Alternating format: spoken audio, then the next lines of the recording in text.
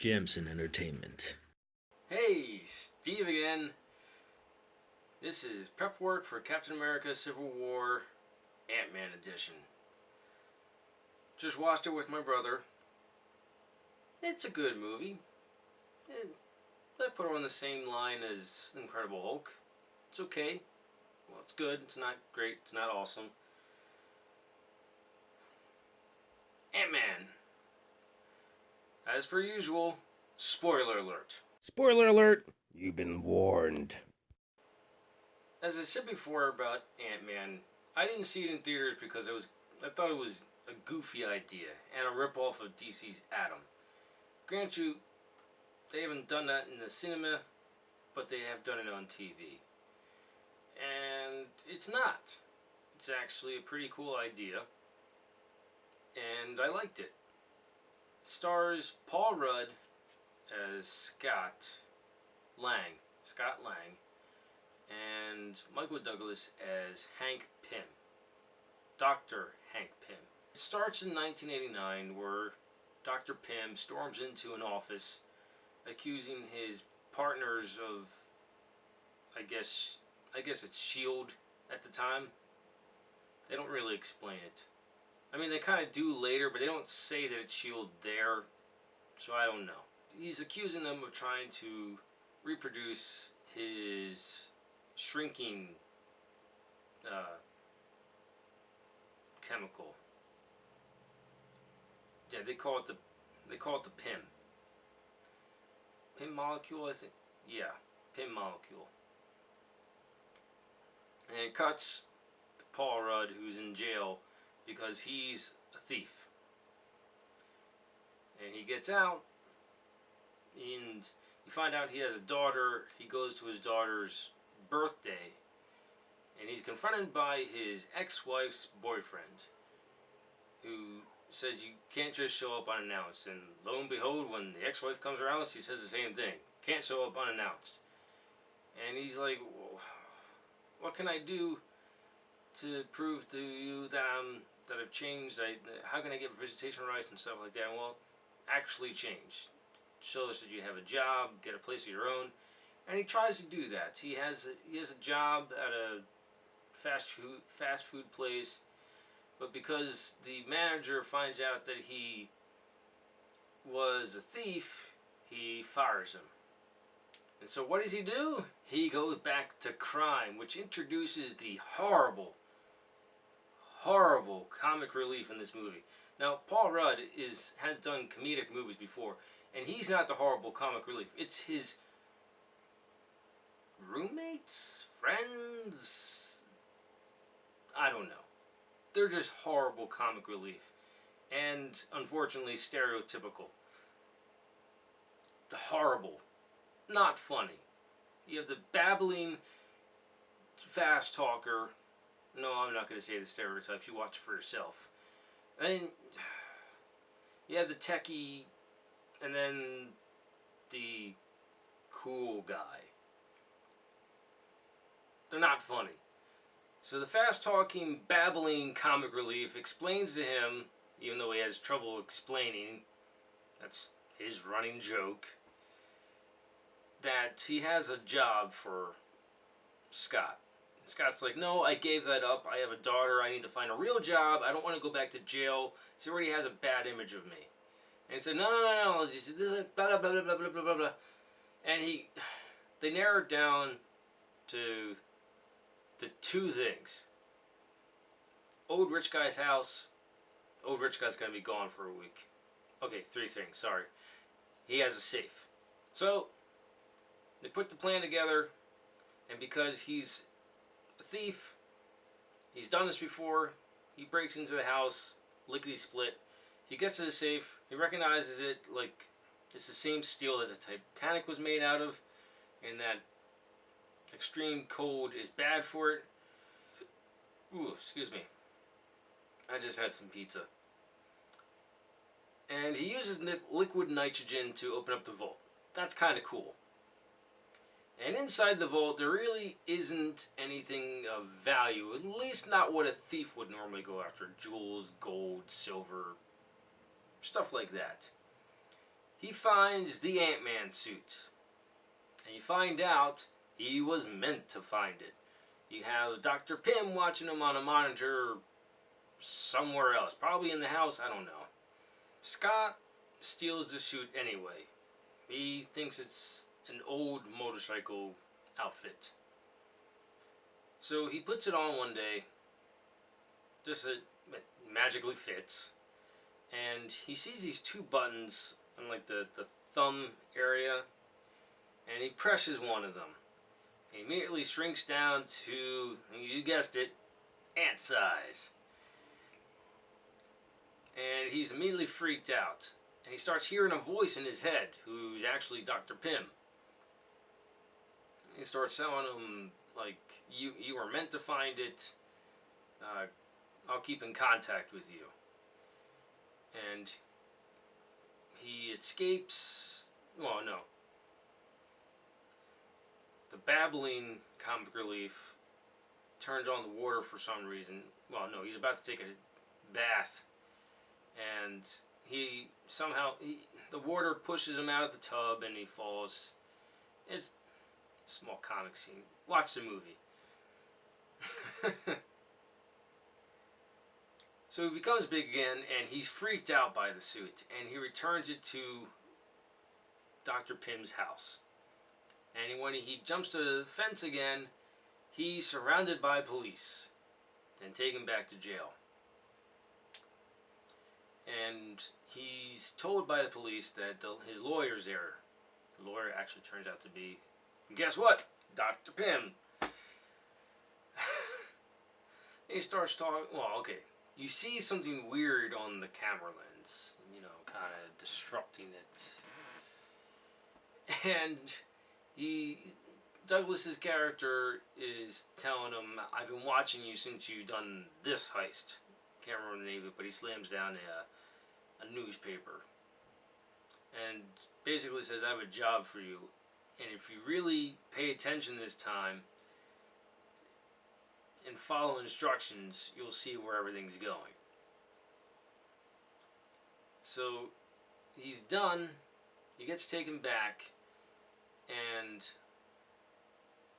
the suit appears on the floor, miniaturized, so no one else could see it. And there's a whole bunch of ants there too. And they form a 10, and they start counting down in seconds. And he gets the idea. He puts on the suit in a hurry and shrinks down and escapes. So Douglas's character picks him up and tells him why he recruited him. He gets introduced to his daughter named Hope. And the reason why he recruits him is because there's a lot of distance between Douglas's character and the daughter. And he says, I realize you have a daughter too, and there's distance growing between you, but you still have a chance where I don't. And so in doing this, I will help you clean up your record. And the plan is, it is, I know, so I told you earlier, but it's explained in the film. He has this protege or a former mentoree who's been trying to figure out his molecule, the Pym molecule, how to make it himself. It's kind of like the Hulk thing, except instead of getting huge, tiny. And he has some failures, and he actually uses the failure as a weapon of one guy because the guy was gonna buy it, but he backs out of the deal, and so instead of just letting him go, he kills him. This movie has a lot of little stupid things like that, unnecessary things. So his former student is the bad guy, and before he actually knows that the product works, he has this suit called the Yellow Jacket, which is, B. Yeah, obviously bug-themed movie. And Douglas's plan is to sneak into his former company. Yeah, his mentoree Sorry, a lot of plot I'm missing. Mentori was also on the board of directors and voted Douglas out. Douglas didn't care much about that. He just cared about him figuring out the PIM molecule, because this guy wants to weaponize it, and it doesn't it. He wants to use it for bad war and stuff. He doesn't want to use it for good things. The plan is to go in and destroy the suit and any like research on the PIM molecule. Now, his daughter Hope isn't too fond of Scott. She thinks he's unnecessary, and she sees it only as, ooh, excuse me, pizza. She sees it only as creating more distance between her and her father. Not what you find out. He's actually afraid of what happened to his wife. They explain that in the past they were. His wife was also okay. So Douglas's character was Ant-Man previously, and his wife used to help him as the Wasp. And they're on a mission to during the Cold War to stop a nuclear strike, and they do. The thing is about the suit, you can go smaller than an ant size to the subatomic level. But when you do that, you continually shrink and you can't come back. And they can't get into a crevice on this on the nuke, but she goes subatomic to stop it. And she does, but she doesn't come back. And that's why he doesn't want to sacrifice his daughter. He's willing to sacrifice Scott. Scott points that out to her because obviously she's not going to listen to her father. And that turns things around, and the plan goes together. And there's I don't know if really a montage, but it's a good moment where he's training to wear the suit. He learns to fight. Those are kind of funny bits where because Hope teaches him. He's got like a girl's gonna teach me how to punch, and so he punches him in the face. It's kind of funny. It has this funny. The Paul Rudd parts, they're kind of hit or miss funny. The comic relief are all miss, but there are funny parts in here. But it's more not funny than funny. The action scenes are pretty cool. Getting to the first one when he's actually like ready to wear the suits. Oh, part of the montage, he learns how to. There's a device that communicates with, well, I guess with any bug, but because it's Ant-Man, it just communicates with ants. So he learns that in his training too. Now back to the cool mission. He runs. He has to steal something that will. Destroy? No, it helps him with a shrinking device, or I can't remember. But it's at a shield um, warehouse, guarded by the Falcon. I was wondering what tied this into Captain America Civil War, and there it is, the Falcon. They have a cool fight, because the Falcon, he's wearing these goggles, and he detects tiny Ant-Man, not, human size, but tiny Ant-Man. He's able to pick that up, and then you get to see the suit used the way it's supposed to, because it's described that if when you get smaller, your molecules are being condensed, and so you're actually stronger, smaller, much like an ant would be, because they are stronger. They can lift 10 times their own weight, so you can do the same as a human. But you have to learn how to fight. That's why he learns how to fight. Because if you hit normally, it would be like a bullet, so it could kill someone. So you got to hit half strength to hit like you're hitting normal strength when you're human size. And that's a cool fight because he's constantly shrinking and going back to normal shrinking. It's really cool how they utilize it, and that's what makes the movie fun. So he gets what he needs from S.H.I.E.L.D., and they continue with their plan. There's a meeting that's coming up. He's showing off, the villain is showing off the yellow jacket to new buyers.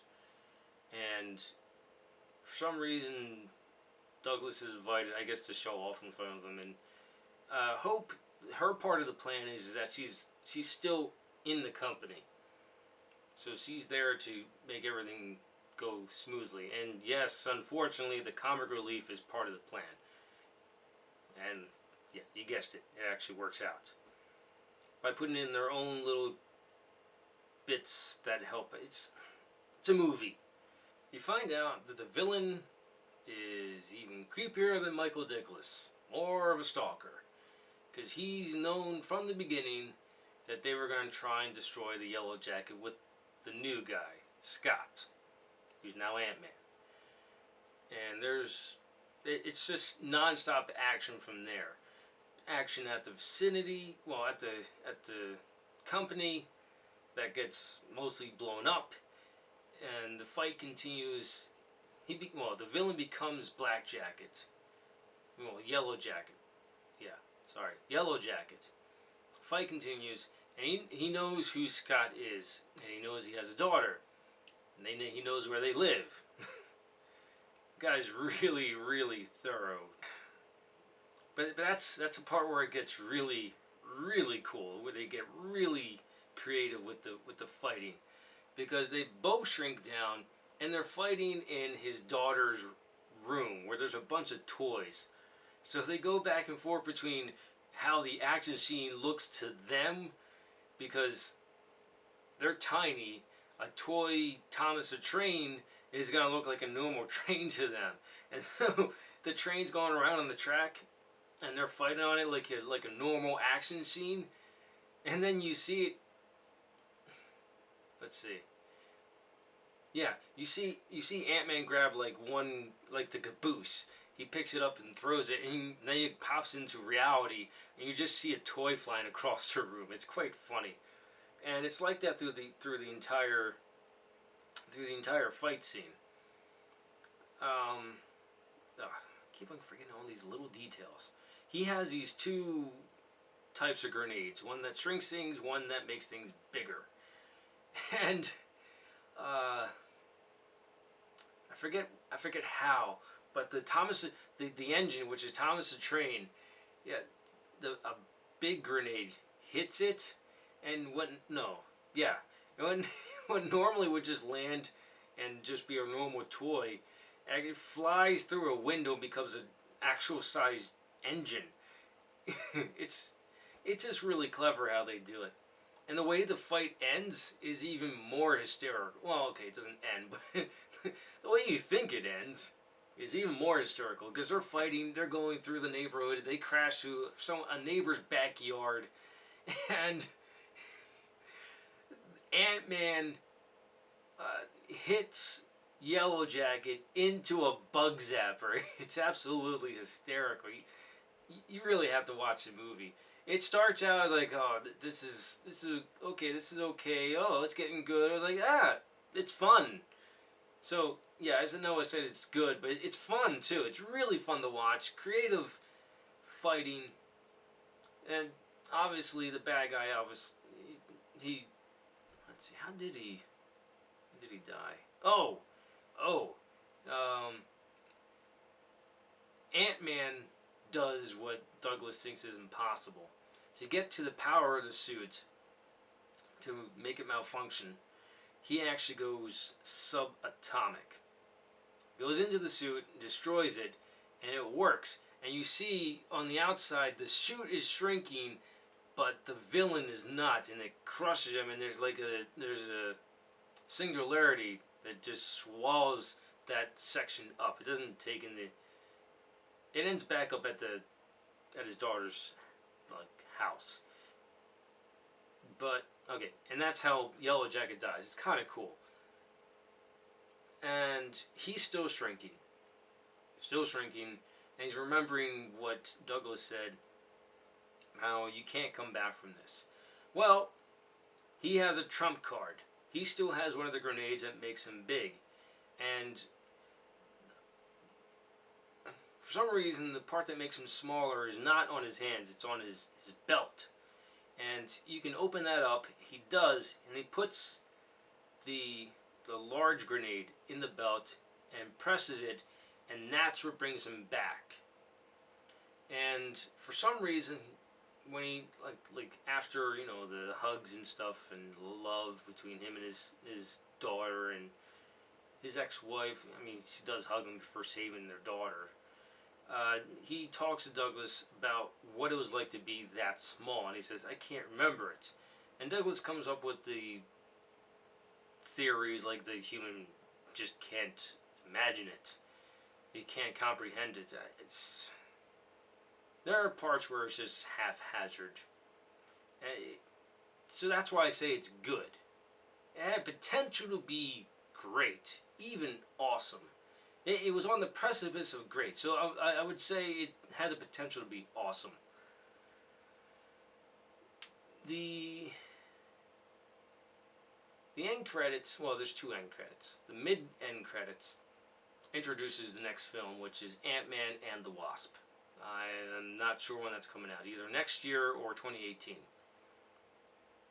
And then the end credits really ties him into Civil War, because it shows you part of the trailer where Bucky has his arm in the vice. He's trying to destroy himself or whatever, and Captain America and Falcon are there telling him, "We can help you." Captain America and Falcon have a discussion. They're not quite sure how they can get into a certain area, how they can get past the security and stuff. And Falcon's like, "I know a guy." Civil War. So Ant-Man, good movie. I recommend it. I can't wait for Civil War. It's coming out next Friday. If you like what you saw, like it. If you think other people like it, share it. If you really liked it, hit the subscribe button. And stay tuned for prep work for Civil War, the Avengers movies. Live your imagination.